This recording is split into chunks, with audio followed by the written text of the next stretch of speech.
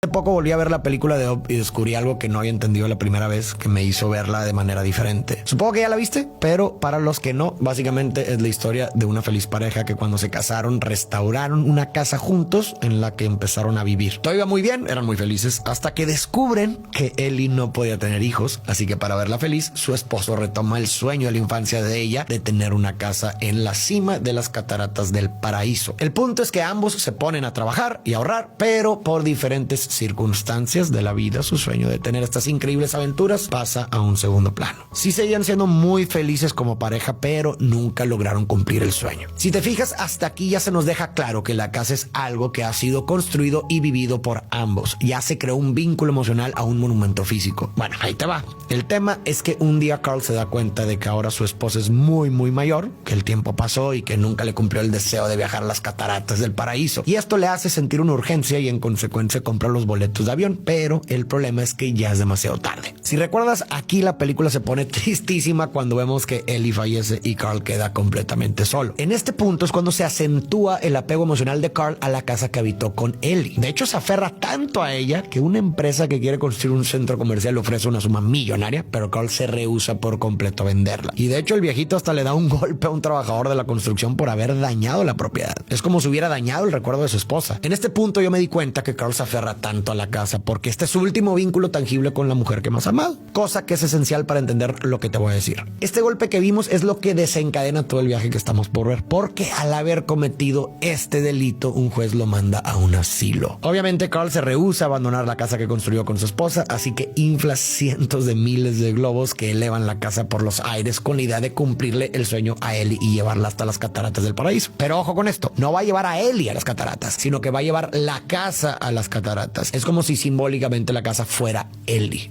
Y recuerda esto muy bien. Ya en el camino a las cataratas, Carl descubre que un niño llamado Russell logró colarse al viaje, cosa que no le hace nada de gracia. Acuérdate que Carl es un viejito refunfuñón. También en el camino se les aparece una tormenta, la cual no destruye la casa, pero sí le hace mucho daño. De hecho, en esa escena se ven claramente las prioridades de Carl, porque a pesar de que el niño está siendo golpeado por todo en el lugar, a Carl solamente le interesa proteger los recuerdos de su vida con Ellie. Total, que logran llegar a un punto muy cerca del objetivo final, así que Carl y Russell se amarran a la casa y deciden llevarla a pie. En el camino encuentran un perrito llamado Doc y a un ave muy exótica que bautizan como Kevin. Juntos caminan y arrastran la casa por toda la selva, en donde Carl se sigue mostrando apático, refunfuñón por cualquier cosa que no sea su hogar. Y justo esta acción de arrastrar me parece muy importante. Quizás cuando ves la película por primera vez no te des cuenta, pero quiero que de ahora en adelante veas la casa de Carl como el duelo que está atravesando por la muerte de Ellie. Es una pérdida que le pesa, arrastra y claramente aún no la ha procesado. Y para mí esto fue todavía más evidente cuando me di cuenta que a Carl no le importa nada más que esto. No le importó golpear al trabajador, no le importó la visita del niño Russell, ni su seguridad cuando cruzaron la tormenta. Rechazó la llegada del perro y también la de Kevin. En lo único que piensa es en llevar la casa a donde le prometió a su esposa y ya. Una de las características principales de un duelo no resuelto es precisamente que todavía no te abres al mundo exterior. Carl todavía está ensimismado en su mundo, en sus cosas, con su esposa,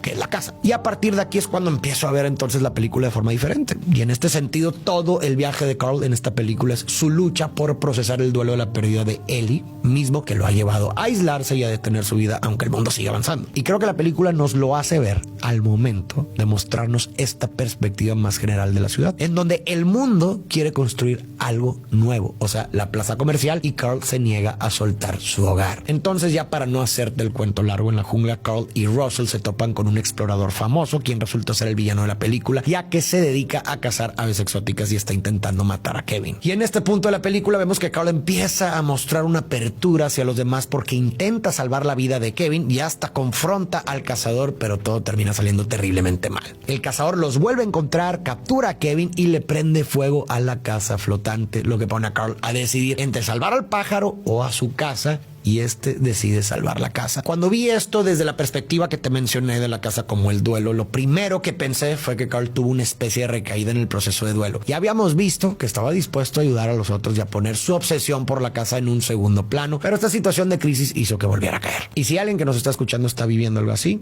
quiero que sepas que estas caídas en estas situaciones son normales y esperables. Y bueno, ya sabes, más cuando se atraviesan situaciones críticas como fechas importantes y ese tipo de cosas. Pero en este caso, esta recaída es una muestra de que Carl aún no está listo para dejar ir del todo su pasado con Ellie y este vínculo físico que aún los une. Después de esto, el viejo se enoja muchísimo y continúa su camino solo hasta que finalmente llega al borde de las cataratas, que fue el lugar y la aventura que le prometió a su esposa que cumpliría. Ya aquí, si recuerdas, Carl finalmente deja la casa y se sienta en el sillón a ver el libro de aventuras que está vacío porque Ellie nunca pudo llenarlo con fotos de las cataratas del paraíso. Ahora, ponme mucha atención porque lo que viene aquí es catártico. Justo cuando está por cerrar el libro, se da cuenta de que hay páginas que nunca había visto antes, las cuales están llenas de fotografías de la vida de Carl y Ellie. Fotos de su boda, de los cumpleaños celebrados juntos, de sus risas y en general de pequeños pero preciosos momentos cotidianos que compartieron. Mi corazón, y estoy seguro que el de muchos más, se nos hizo pequeño cuando vimos esta última foto de los dos ya mayores y felices tomados de la mano, con una nota de Ellie para él. Una nota que Carl jamás había visto y que dice: